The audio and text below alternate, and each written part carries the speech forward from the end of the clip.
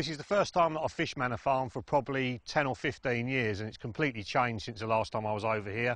So it's very important that I chuck the marker float out to start off with and find out what the swim's like. It's no point just casting 3 rods out there, not having a clue what you're really landing on, and then finding you waste 2 or 3 days because you're in the wrong spot. So I've cast the float out quite a few times, to be honest, more than I'd want to, but it's really important at the start of a long session to make sure you're dropping in the right area. So this is the setup that I use. So I've got a drop zone marker float on there, very, very buoyant. That's really important, so it comes up even when it's weedy. Flies really true that, so it goes a real long way. And then I've got a high vis vane on the top. That's really important. Some of the marker floats you'll get will have a much smaller vane on. You get them a long way out, find a really good spot, and then you can't see them. And that can be unscrewed, and I can change that for any other colours. You can get black ones and really bright yellow ones as well. Black one's really good if it's really bright, and the yellow one's really good if you've got dull conditions or it's just getting dark. And then moving down the float, I've got the bead that comes in the kit with the rest of it, and then the stem as well. Obviously that gets slid on first. It's got a great big ring on the top there that lets the line move through really easily, so it will come up even when you've got weed out there on the bottom. And then that stem is going to sit exactly like that on the bottom, so you've got a buoyant bit of foam there. Even when it's slack, it's going to sit up like that. And then the only thing I've added to this that doesn't come in the kit is that little fella there. That's a helicopter sleeve, and that just neatens everything up, stops the lead wobbling about in flight. I've had a good cast round, felt the lead hit the bottom, and it feels like the weed's slightly deeper in some places than others. So I'm just casting around until I felt a better thud. There's nowhere clear. When I pull back, you can't pull back at all. It just gets clogged up in weed straight away.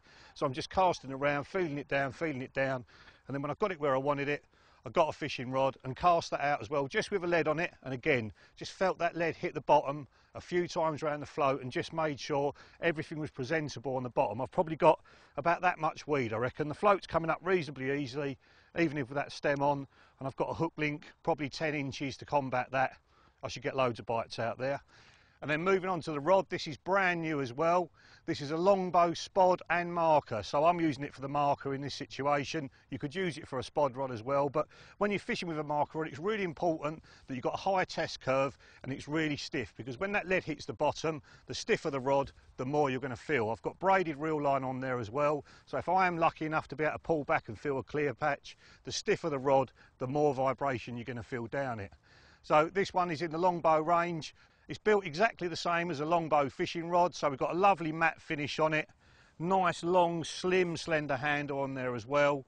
And then moving up to the rings, we've got a 50mm butt ring on there, down to a 40, 30, 25, 20 and a 16mm tip ring. So that's going to absolutely fly out there. And it's really important with your marker rod that it's stiffer than your fishing rods from a casting point of view as well, because if you've got the same rod as a marker rod or even a lighter rod, that's what a lot of people use, old rods that they don't fish with anymore, you can't get the float anything like as far as you can get the fishing rods, and then your fishing is limited to that distance.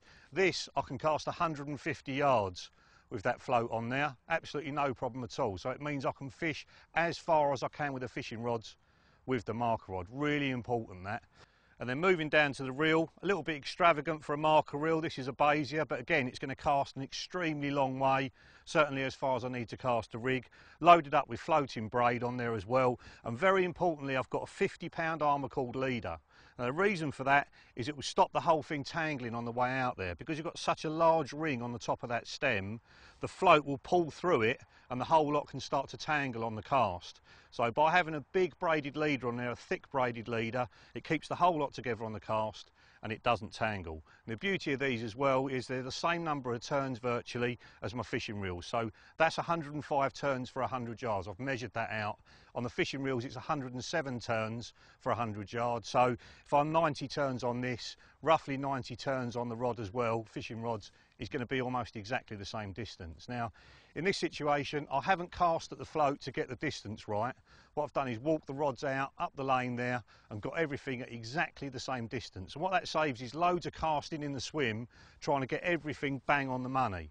So what I've basically done is wound the float down to the bottom when I'm happy with it out in the swim, put the line under the clip and then wound it in quickly to get it away from all of the weed, and then I've walked it up the lane with a fishing rod, laid the two on the floor and then put the float and the lead next to each other, walked back, clipped up the fishing rod, put a little tape marker on it as well, and then carefully wound it back in. But before I've done that, I've stuck a lead from the next rod in my pocket, and I've walked that one out as I'm winding back down to the first one. And make sure you wind the line really tightly through your fingertips so that it goes on nice and tight on the reel. And I always splash the reel before casting the fishing rod, because you can end up with a massive frap up if you don't do that. And I repeat it with each rod and with the spot as well, so they're all dropping on the surface at exactly the same point. And then what I'm doing is flicking the spot back towards me, because the lead's going to drop towards me a little bit through that 8 feet of water that I'm fishing. So I've got a nice safe area for the fish to feed in behind the rigs and hopefully draw them in. It's only a few feet difference, and then bang, they're on the rigs and I should be getting bite. So that's how I'll feature find at the start of a session, especially when I don't know the swim. That's the kit that I use. Make sure you use a really stiff rod, floating braid, get a marker float set up that doesn't tangle, and make sure you're happy with the spot before you put the rods out.